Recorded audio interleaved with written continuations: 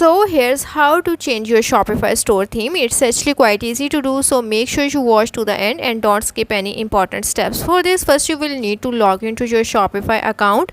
Once you are logged into your Shopify account, now here you have to simply click on the online store option.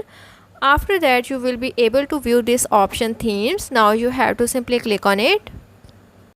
Once you click on it, now after that, here you have to scroll down and you will be able to view the list of the themes that Shopify offers you for free.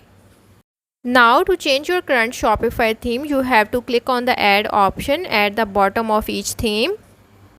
For my store, here I'm gonna simply add this theme to my store.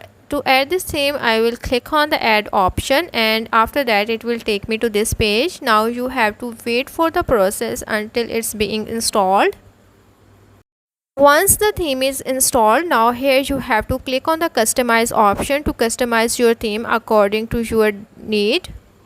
Now it will take you to this page where you have to simply select the section that you want to customize or make changes on it. So that's how to change theme of your Shopify store.